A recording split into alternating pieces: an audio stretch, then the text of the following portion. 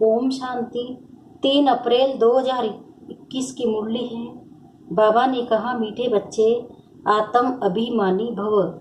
चलते फिरते उठते बैठते यही अभ्यास करते रहो तो तुम्हारी बहुत बहुत उन्नति होती रहेगी। प्रश्न है, बाप की एक्यूरेट याद किन बच्चों की बुद्धि में रहेगी? उत्तर, जिन बच्चों ने बाप को एक्यूरेट जाना है। कई बच्चे कहते हैं कि हिंदू को भला कैसे याद करें। भक्ति में तो अखंड ज्योति समझ याद करते आए, अभी बिंदी कहकर मुँह जाते हैं। इसलिए पहले पहले ये निश्चय हो कि बाप अखंड ज्योति नहीं, वह तो अति सूक्ष्म बिंदु है, तब याद एक्यूरेट रह सकती है। ओम शांति। सभी बच्चे याद में बैठे हैं, मन मनाभव। ये संस्कृत अक्षर वास्तव में है नहीं। बाप ने जब सहज राजयोग सिखाया है तब ये संस्कृत अक्षर बोले नहीं।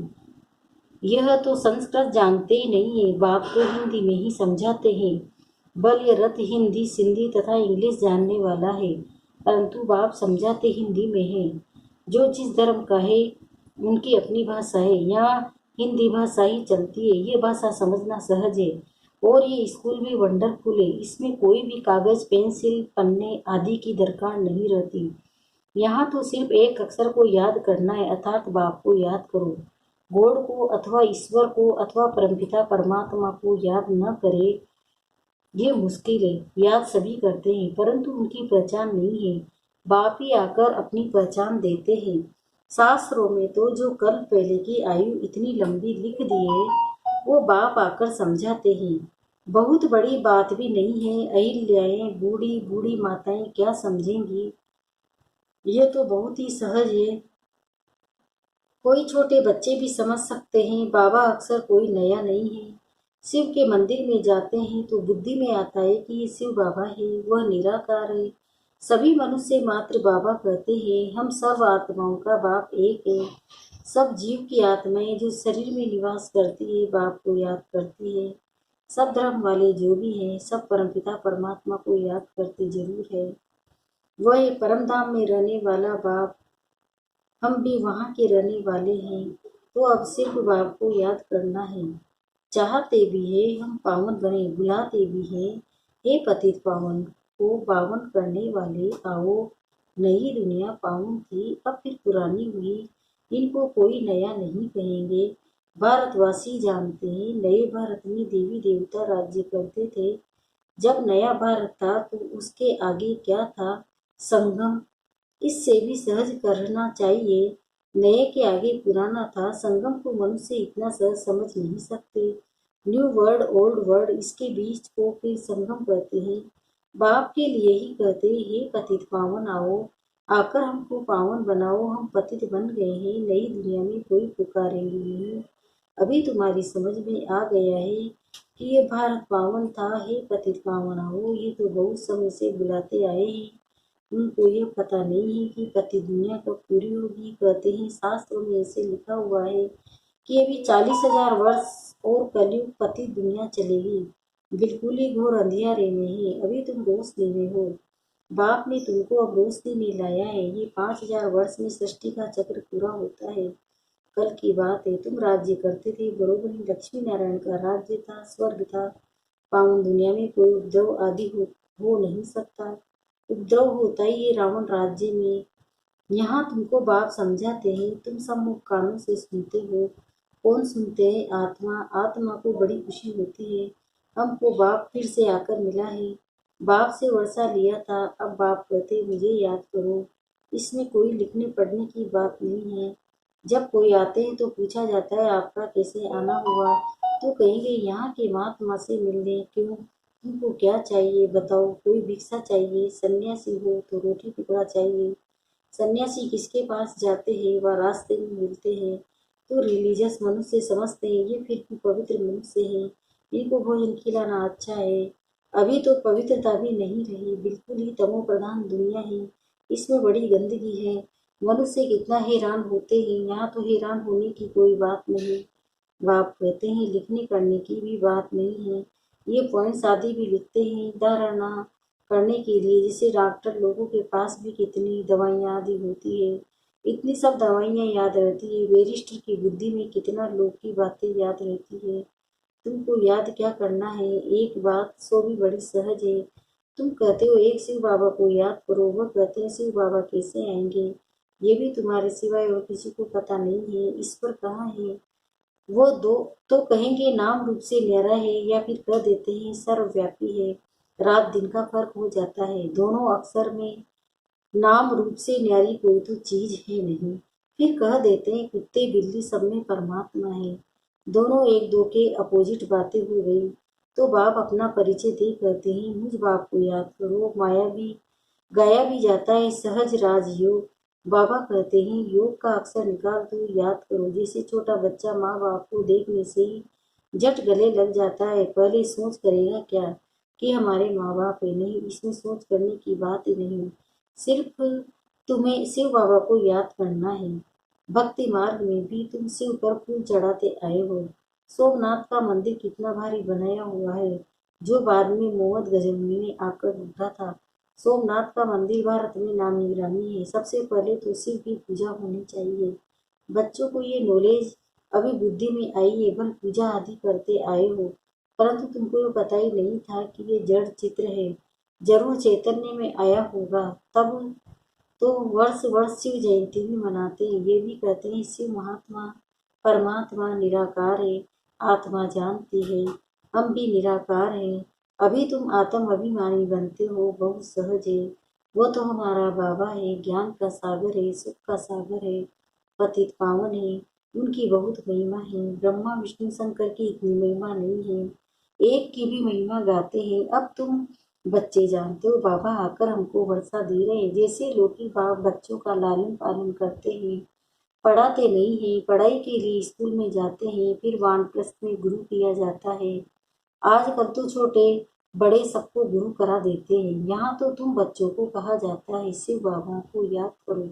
सबका हक है, सब मेरे बच्चे हैं, तुम्हारे में भी कोई है जो अच्छी रीति याद करते हैं। कई तो कहते हैं बाबा किसी को याद करे, बिंदी को कैसे याद करे, बड़ी चीज को याद किया जाता है। अच्छा परमात्मा जिसको तुम याद करते हो वो चीज क्या है, तो कह देते अखंड ज्योति स्वरूप है, परंतु ऐसे नहीं है।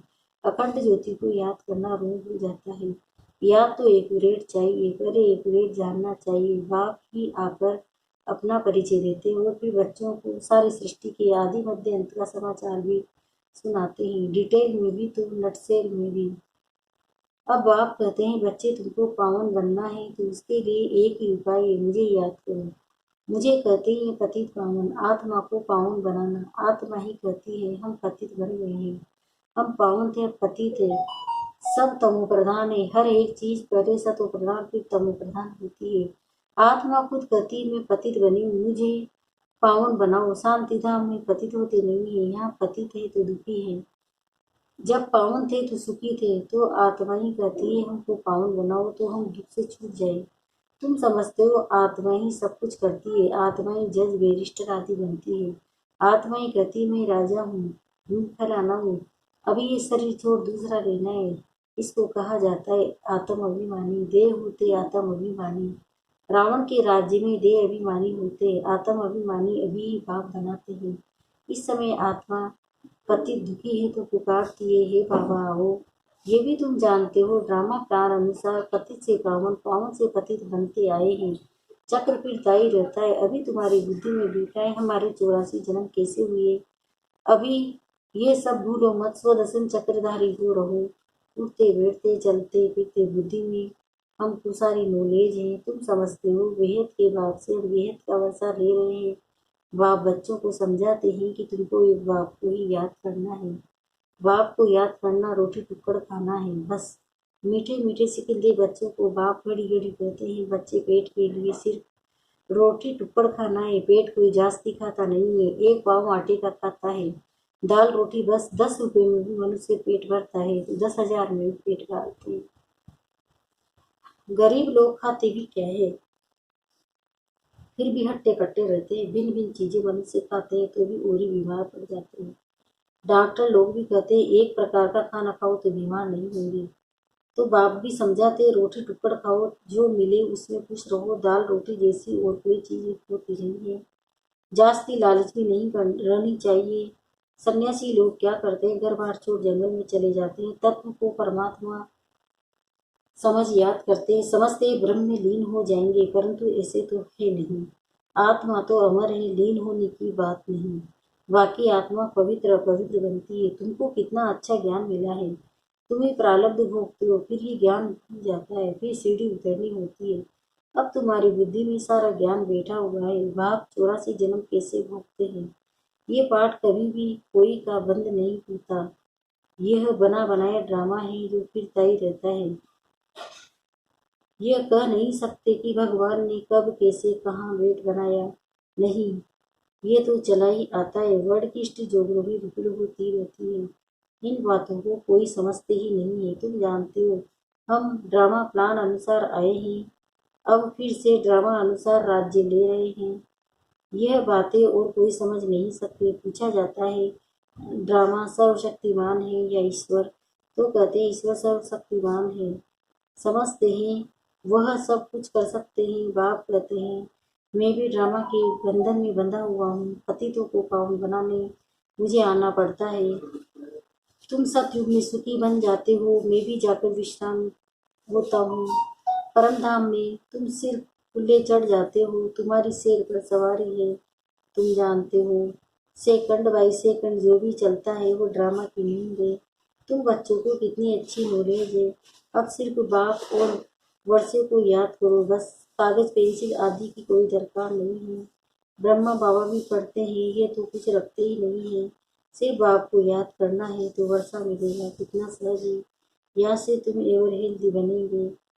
ये है धारणा की बात, लिखने से क्या फायदा होगा, ये तो सब विनाश हो जाएगा। परंतु कोई याद रखने के लिए है, जैसे कोई बात याद करनी होती है तो गांठ बांध देते हैं। तुम भी गांठ बांध लो, शिव बाबा वर्षे को याद करना है।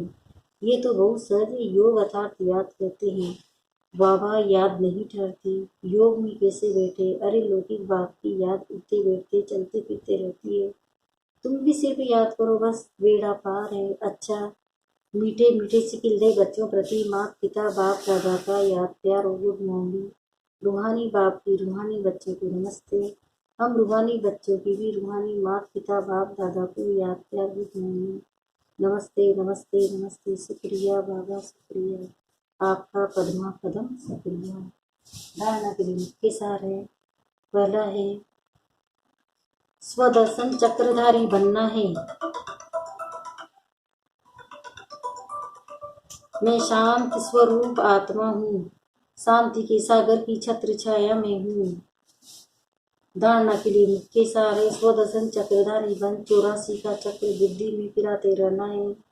बेहद बाप को याद कर बेहद का वर्षा लेना है, पावन बनना है। किसी भी चीज की लालच नहीं करनी है, जो मिले उसमें खुश रहना है। रोटी टुक्कड़ खाना है, बाप की याद में रहना है। वरदान में बुद्धि रूपी पाँव मर्यादा की लकीर के अंदर रखने वाले सर्व प्राप्ति संपन्न भव। जो बच्चे बुद्धि रूपी पाँव जरा भी मर्यादा की लकीर से बाहर नहीं निकालते हैं, वे लकी और लवली बन जाते हैं। उन्हें कभी कोई भी विघ्न अथवा तूफान परेशानी उदासी आ नहीं सकती। यदि आती है तो समझना चाहिए कि जरूर बुद्धि रूपी पाँव मर्यादा की लकीर से बाहर निकाला है। लकीर से बाहर निकलना अर्थात फकीर बनना, इसलिए कभी फकीर अर्थात मांगने वाले नहीं, सर्व प्राप्ति संपन्न शक्तिशाली बने। स्लोगन, जो सदा न्यारे और बाप के प्यारे व सेफ रहते हैं। ओम शांति।